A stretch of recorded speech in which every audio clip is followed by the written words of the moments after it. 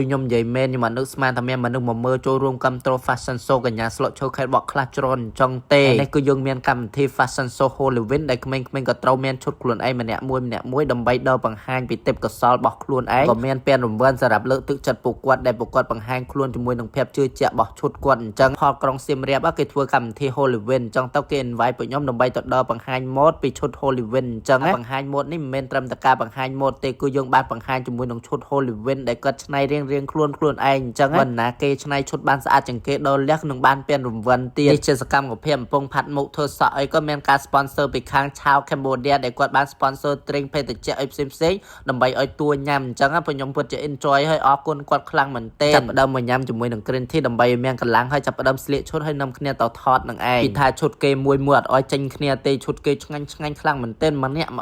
យបែបហើយបែប concept Halloween ចេញមកគឺ Halloween ហើយបែបកាច់ឈ្នះតែម្ដងហើយតែខ្ញុំជាគ្រូនេះរោឈុតមិនបានស្អាតស្មើពួកគាត់ទេទៅសើម៉ាក់ប៉ាពួកគាត់ប៉ិនរោឈុតឲ្យពួកគាត់បានស្អាតហើយចេញមកលេចធ្លោនិយាយទៅគឺចង់ឈ្នះរៀងខ្លួនអញ្ចឹងមិនហៅថាការប្រកួតមិនមែនជាការប្រកួត competition ធំអីទេតែជាការធ្វើកម្មវិធី Halloween ដើម្បីដើរកម្សាន្តឲ្យមានភាពអ៊ូអរនៅក្នុងខេត្តសៀមរាបយើងដោយសារអ្នកទៅមើលគឺសិតតែជនបរទេសដែលគាត់រស់នៅខ្មែរហើយគាត់នាំក្មេងៗទៅច្រើនខ្លាំងមែនទែនខ្ញុំនិយាយចង់ខ្ញុំអត់ expect ថាពួកគាត់នឹងមានគ្នាច្រើនខ្លាំងមែនទែនលងពេញកន្លែងអង្គុយពេញកន្លែងឈរតែម្ដងហើយយើងមានគណៈកម្មការសម្រាប់ដាក់បន្ទុកគណៈកម្មការយើងគឺជាអ្នកឧបត្ថម្ភកម្មវិធីដូចជារស់ Apple មេខាឡាកញ្ញាស្លឹកឈើខេត្តបកខ្លះអីអញ្ចឹងទៅហើយ MC យើងក៏ចាប់ផ្ដើមបើកឆាកហើយយើងមកមើលពីការដើរបង្ហាញខ្លួនពីឈុតនីមួយរបស់ពួកគាត់វិញម្ដងគឺថាអត់ឲ្យចេញគ្នាទេការ performance របស់ពួកគាត់មួយឆលហើយធ្វើបានល្អគ្រប់គ្នាតែម្ដងពិសេសជាងគេឈុតមួយចេញមកបែប unique ពីការដើរ mode វិញដូចអ្នកទាំងអស់គ្នាដឹងអញ្ចឹងខ្ញុំបរៀនដើរ mode ទៅខ្ញុំចេញដល់មួយគឺខ្ញុំត្រូវតែឲ្យពួកគាត់ចេញទៅឆ្វាយស្អាតអញ្ចឹងរួមជាមួយនឹងឈុតហើយនឹងការតុបតែងខ្លួនរបស់ពួកគាត់អីផ្សេងទៀតចេញមកគឺថាស្អាតខ្លាំងមែនទែនកម្មវិធីនេះយើងធ្វើឡើងដើម្បីលើកកម្ពស់ក្មេងៗឲ្យមានភាពវៃឆ្លាតមានភាពក្លាហានក្នុងការបង្ហាញខ្លួន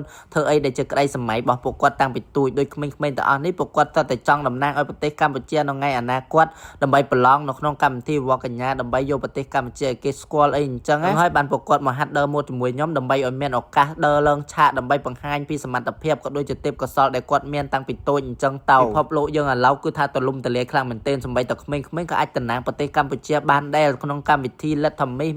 Miss Pretend និយាយទៅគឺមានកម្មវិធីបែបលំដាប់ថ្នាក់អន្តរជាតិតែម្ដងពួកគាត់គឺជាតំពាំងស្នងឫស្សីចំនួនថ្មីដែលល្អខ្លាំងមែនទែនដើម្បីយកប្រទេសកម្ពុជាយើងឲ្យគេស្គាល់ឲ្យគេដឹងថាកម្ពុជាយើងគឺពិតជាមានលទ្ធភាពហើយនឹងសុវត្ថិភាពផ្សេងអាចមកទស្សនាដោយសេរីបានអ្នកខ្លះទៀតគាត់អត់ចង់ខ្លាចជា model ឬក៏តំណាងប្រទេសទេតែគាត់ចង់មានដំណើរមួយដ៏ស្រស់ស្អាតភាពជឿជាក់អីក៏គាត់អាចមកហាត់ជាមួយកញ្ញាស្លឹកឈើបានដែរដោយសារយើងមានភាពជឿជាក់នៅក្នុងខ្លួនគឺយើងពាក់អីក៏សមធ្វើមិនក៏ឃើញស្អាតដែរយើងអត់មានភាពជឿជាក់ក្នុងខ្លួនទេយើងបាត់ confidence របស់យើងហើយគឺយើងមើលទៅគឺយើងលេចធ្លោមែនទេអញ្ចឹងភាពជឿជាក់នៅក្នុងខ្លួនឯងបង្ហាញទេពកោសល្យដែលខ្លួនឯងមានគឺខ្ញុំលើកទឹកចិត្តហើយសូមព្យាយាមឲ្យអ្នកទាំងអស់គ្នាធ្វើអីដែលខ្លួនឯងស្រឡាញ់ឲ្យបានច្រើនបើសិនជាមានឱកាសហើយធ្វើចោះកុំអោយស្ដាយក្រោយថ្ងៃក្រោយអញ្ចឹងដោយពួកគាត់ទាំងក្មេងៗនឹងមែនប៉ុន្តែពួកគាត់មានឱកាសគឺពួកគាត់ខំក្រេបជញ្ជាក់មិនថាការដើរម៉ូដការរៀនអីផ្សេងនៅសាលាភាសាអីទាំងអស់គឺពួកគាត់ពូកែខ្លាំងមែនទែនអ្នកខ្លះវិញនិយាយទៅដល់ 3-4 ភាសាទៀតដើម្បីធ្វើជាសម្លេងសម្រាប់មនុស្សដទៃទៀតតើតើយើងមានភាពវៃឆ្លាតខ្លាំងហើយពូកែហើយជឿជាក់លើខ្លួនឯងកាលណាយើងខ្លាចជាមនុស្សពូកែហើយអត់មានណាអាចមកបំបាក់យើងបានទេដោយសារយើងឆ្លាតពូកែហើយមានទាំង